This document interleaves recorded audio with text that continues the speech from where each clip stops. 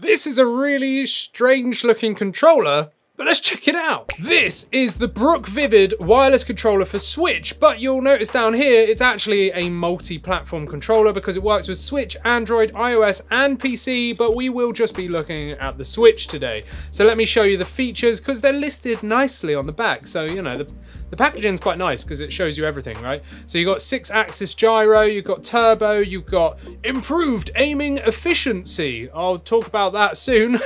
We've got wake up console, macro vibration, and we'll see what's inside the box in a minute. And then we've got a little cute face on the side and another one over there. So you can see it's pretty like kawaii, you know, it's cute. Ooh, we get the controller in a little bag. We'll come back to that one. And underneath we get a user manual, but I don't need that. So we get a USB-A to USB-C charging lead.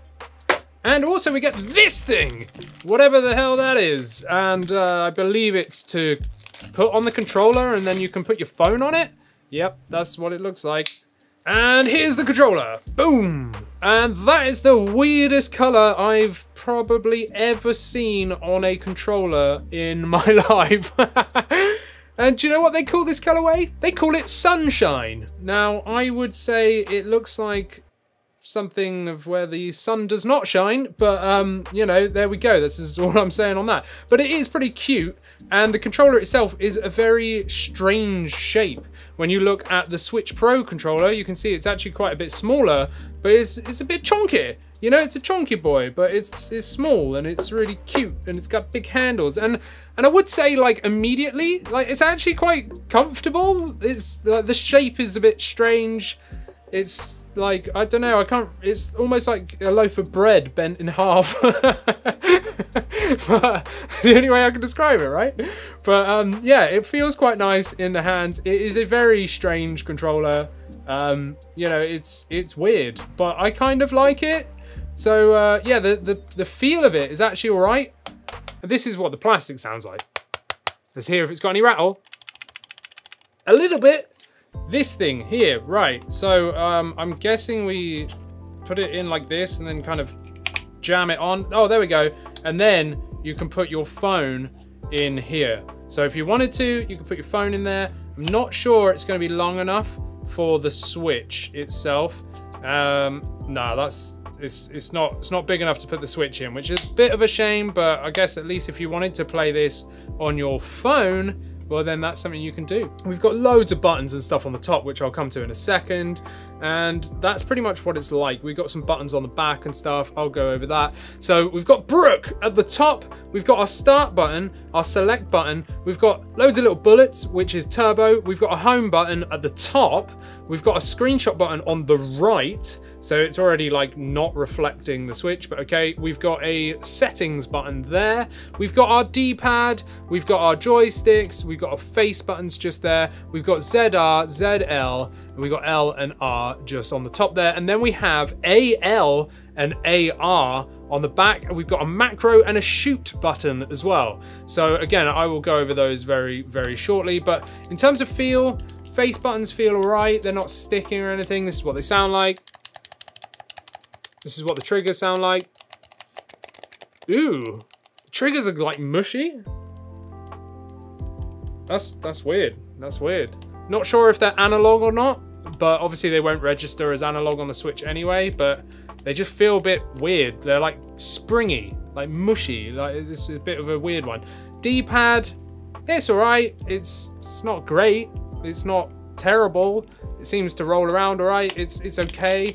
Sticks feel a little bit cheap. Listen to them when I push them in. Yeah, okay. Back buttons are a little bit mushy as well.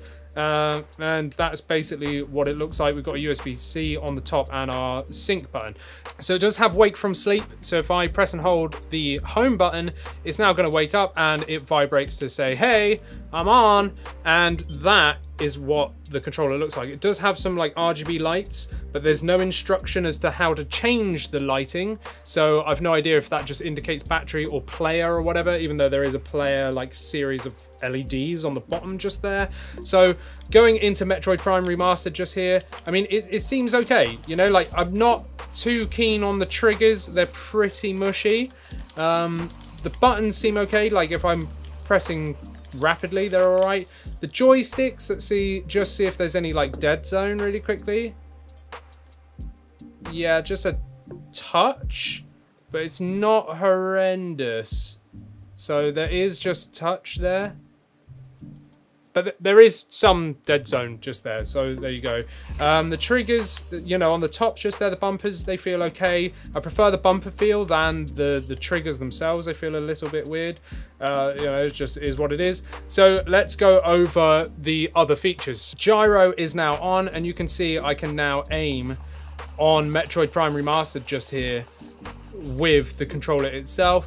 And obviously with this game, I can walk around with the joystick and then move around and aim. So 6-axis gyro works really well on this controller. I've not had any issues. It's pretty responsive as well. There's a little bit of delay. So turbo's a bit weird on this one because normally you would press turbo and assign it to the button and then do the same thing again to then change the way turbo rolls. That's not what this is like. So let's go from the top. So you press the turbo button and let's just say A, right? Now when I hold A, it's going crazy and just spamming the A button as if I was just tapping it really, really fast, right? That's how that works.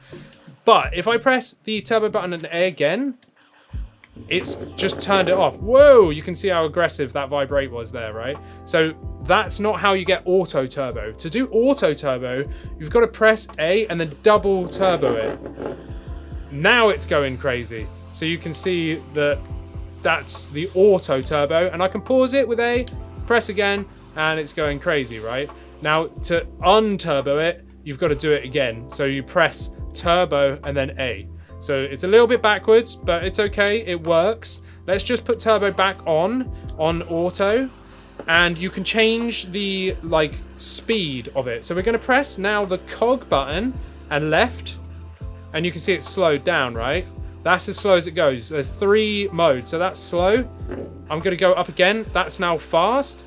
Up again, and then that's like the medium. So it kind of goes slow, super fast, and then like medium. And I'm just gonna turn that off now. So there we go. So that's that. Then we have the rumble, which is really aggressive and really noisy.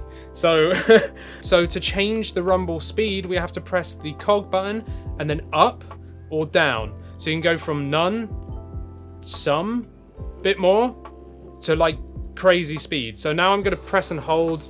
There we go. So that's full rumble, right? Take my word from it, it's pretty aggressive. If I put it on full, right, and press and hold, like, look at it go. I'm not doing anything. I'm just... That's all the controller, baby. So that is the how you change the rumble. That's also the turbo. But let me show you these back paddles. And in the booklet, it just says that it's macro. But it's not just macro. Because I have a bit of beef with controllers companies that say, yeah, macro or button like reassign on the back, right? And then it's either one or the other. It's not both, or, you know, it's kind of misleading sometimes. So just to explain what a macro is being able to assign a series of actions to one button, right? So you basically hit record, you can then press button presses and then save that, press those back paddles, and it will just repeat it for you. But that's not the same as just adding a button press, because sometimes I'd rather just have a button press on a back paddle. And often if it says it's got macro, you have to basically time your like button press to that back paddle, and it doesn't act the same as an actual button. So let me demonstrate that for you here. So on the back here, I'm going to put it to macro. Then I'm going to hold one of these back paddles. So let's go A, whatever that is. Now what I'm going to do is press the cog button, and I'm going to go B, B, A, and hold, let's say, and let's just see if it does the joystick round as well. Now I'm going to press that back paddle again, and it saved it. So you saw that the lights were flashing because I was recording the macro. Right, now I'm going to press it, let it go of the controller, and now it's doing the series of actions that I asked it to do. Wow, that's aggressive. Oh, and it even registers the joystick movement. So that's pretty interesting. So let's just do it again, but for the left side. So I'm going to press the left one. I'm going to press the cog. Now I'm going to go left, right, up, down, jump, and forwards and backwards, right? Now I'm going to press that left one again, and I'm going to do it again. And now you can see it's basically playing the game for me. So if you wanted to cheat some games with like certain movements and stuff, you can record up to 30 seconds with this controller. But let's say you don't want macro, let's say you actually want a button swap, which is usually what I do. I never really use macros. Very, very rarely do I use macros. I prefer just having an assignable button on the back, but you can do that. So I'm gonna press the right one, right? I'm gonna press the cog, and then I'm gonna press A once, and then the back button. Now, if this was just a macro, it would only do that one A shot that I did once, right? So it would just do this, like that, because it's effectively gone, oh, you've recorded 1 second of macro and I'm just going to repeat that 1 second. No. This has actually swapped it. So you can see if I press and hold it, it's now doing triple fire, even though I didn't record it with a triple fire. If I press and hold, it's now charging up. It's not just repeating a macro, it's actually fully assigned that back paddle as another button. So to me, this has dual features on the back, because not only does it have macro, it also has button swap. And that is actually a lot better than you think, because there's a lot of controller companies that just go, yeah, it's got macro or button swap, and it doesn't. They've kind of misrepresented what they're trying to say most of the time because they're like foreign companies, right? But I'm really happy with that. But that's not all. You've got another switch on the back. So on the back here, we've got one called shoot. So I'm gonna switch it over to shoot mode, right? And now you're seeing I'm pressing these back paddles, even though I've assigned stuff, nothing's happened, right? And you're like, well, why is that?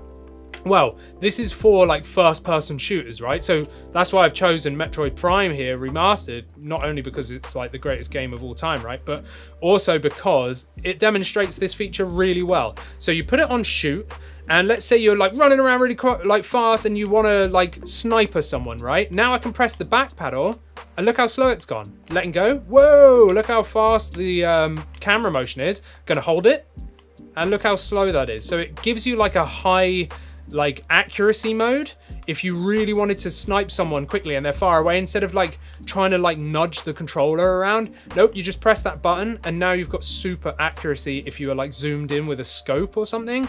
And I genuinely really like that because it's got so many features with just the switch of a button. And now let's go back to macro, and it's already remembered what I'd assigned previously. So, you know, I can press this left one, I can put it down, and that's what we recorded earlier when we were recording the macro. So actually, even though there's some sort of like things I don't like about this controller, in terms of functionality, it's actually winning. Like, it really is. So it's a bit weird, the like shape and design of it and the color. Granted, you can get it in a different color, I'm pretty sure.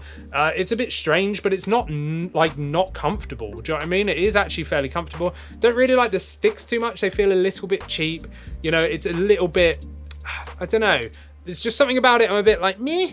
But the actual controller itself, in terms of those features, it's actually pretty stacked in terms of those features. I really like the macro. I really like the button swap.